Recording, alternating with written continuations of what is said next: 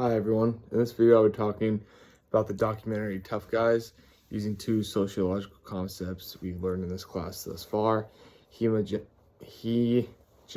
masculinity and media representation.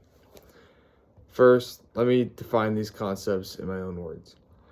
Hegemonic masculinity is the idea that there's only one ideal way to be a man in society, usually someone who's strong, tough, confident, and emotionally closed off from the outside world. This comes up a lot in our readings, especially when we talked about gender roles and how power is connected to our identity. Media representation is about how people and groups are shown in movies, TVs, games, and ads. What we see in the media affects how we see ourselves and others. This has come up in our reading multiple times on media and identity, where we were able to talk about how repeated images shape our understanding of social norms. Some examples from the film. In Tough Guys, one powerful example of hegemonic masculinity, and this is when they show multiple movie clips of male action heroes from the 80s and 90s. Some examples of this from the film were Rambo and Terminator. These are both two very masculine, violent, and emotionless characters who help define what being a man is supposed to be and so what it's supposed to look like. That connects directly to hegemonic masculinity because those roles set a narrow standard for masculinity in general.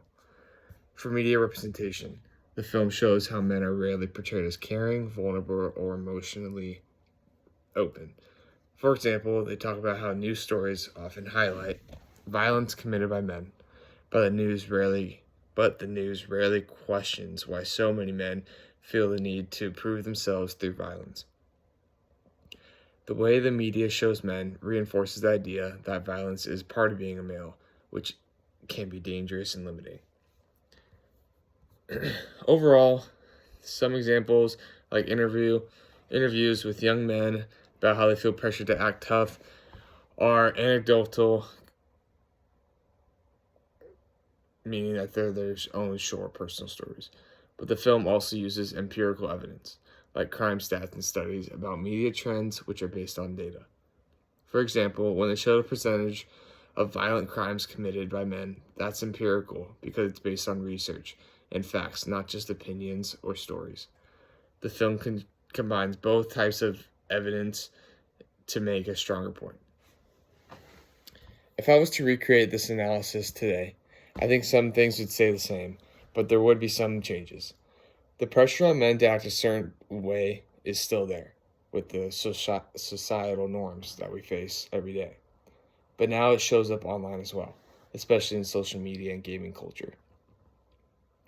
We still see hegemonic masculinity in influencers, alpha male YouTubers who tell guys they have to be dominant and never show weakness. Media representation is also changing a little. Some movies and shows now show men being more emotional or vulnerable, but those are still less common. Overall, Tough Guys is still really relevant to today. And using these two concepts that I talked about, it helps to really explain how culture teaches men to act a certain way and how media keeps these ideas going. Thank you for listening.